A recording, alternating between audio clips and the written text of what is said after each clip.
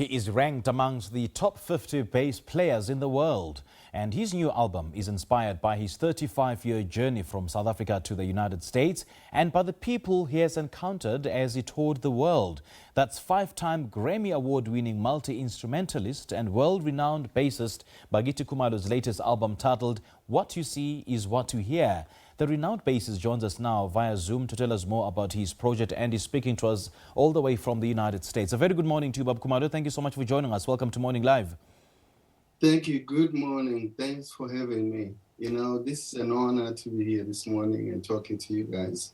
It is actually an honor that you join us this morning. I mean, it's about 1 a.m. where you are. And yeah, thank you so much for, waking up so early to chat to us this morning.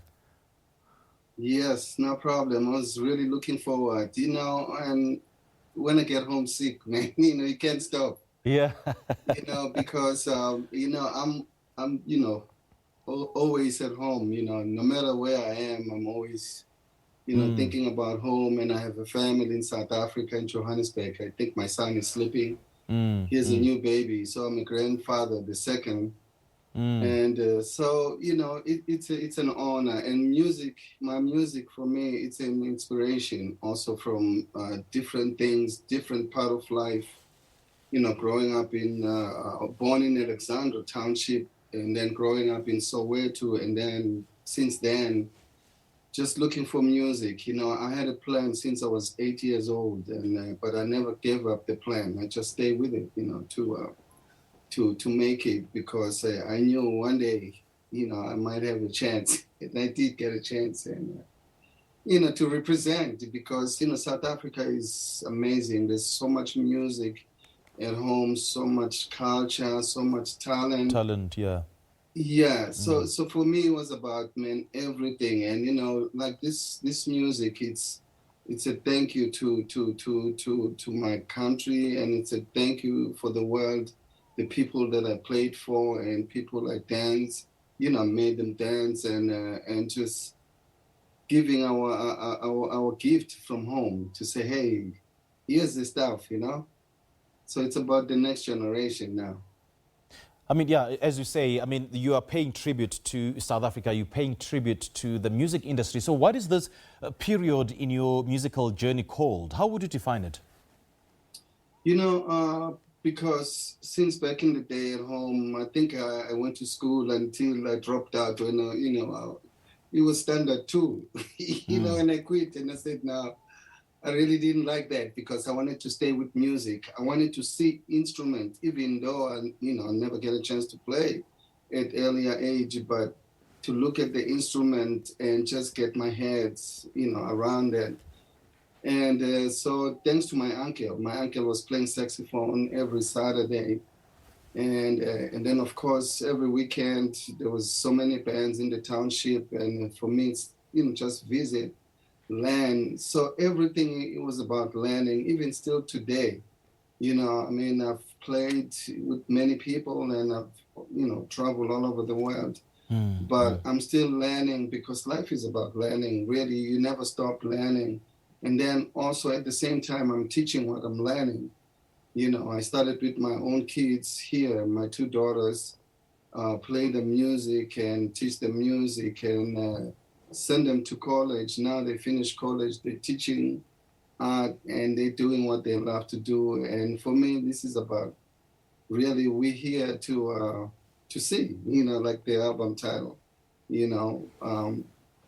So everything that I'm doing is to just, honor the legends, and also people, working with people like Hugh Masekela and Miriam Makeba. Those guys, they were mentors for me, all the musicians that I played with them in South Africa back in the day, they were, amazing legends. And people who taught me how to really play and respect and listen. And apart from honoring the legends, you have been quoted as having said, this album is about my journey from South Africa and everyone's journey every single day. Take us through what you mean by this. Everybody who's involved in the struggle that we have. I grew up in the struggle. But the struggle just made me stronger, because to say, look, okay, it's a struggle. I'm not going to sit back and say no. What am I going to do? You know, I mean, there's so much to do. It's either you run or you go to the boxing gym, and then I did all of that, and then I play soccer, you know, just to like stay strong and stay focused and never lose the vision and the dream. And, you know, and taking chances. And then sometimes, you know, when I come back after a long trip, I see my mother, and my mother, she had a wooden spoon in a, you know, one of the apron that she wears. So I know the wooden spoon was to break my head because, you know, I left without talking to her. So I'll stand there before I get, you know, I get inside the house, and she says, "Hey, where were you?" And I see the wooden spoon, and I say, I know it's going to be a problem, but please, you know, I like to play music. And she told me, "Listen, you want to play music? You go all the way, because if you change, then it's going to be a problem." So, yeah. And I respected that. And, you know, just something that my mother was very kind enough to buy me a bass to, you know, to do this, because I love music now at the age of, I think was 21 or 22.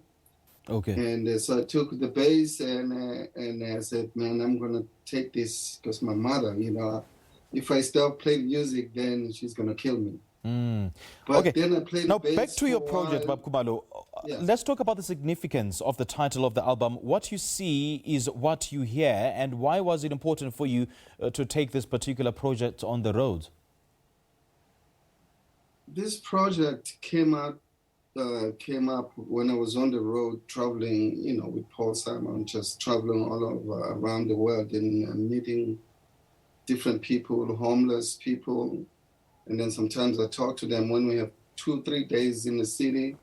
Then I'll hang out with these people and listen to their stories. And once I get their stories, then I go back to the hotel and just, you know, come up with a groove that's going to mean something to me, and keep the groove to remember these people, because it's not about me just showing up at any city or country and play the bass and say, "Oh, okay, that's it." You know, I want to know the place. I want to know the people.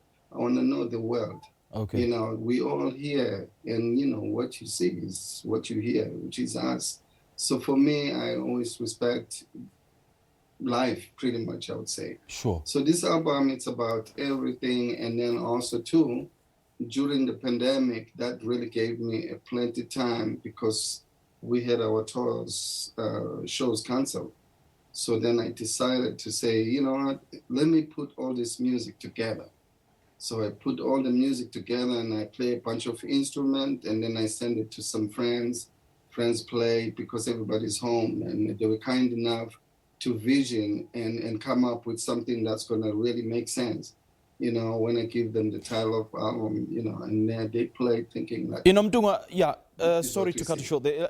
You know, every album or project comes with its own fair share of lessons. So what lessons did this particular project present you with? You know, I mean, I wouldn't say much a lesson. You know, this album, it's for me, it's for, you know, it's for the world. And it's a gift that I'm giving.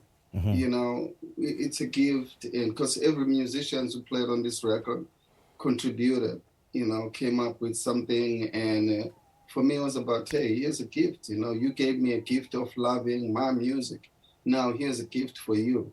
You know, and that's why at the beginning of the song, the singer, Chilla, she spoken words about, you know, all the greatest leaders, because it means something for those people not to be forgotten. You know, young people, they need to know the leaders and learn from them and move forward as they learn.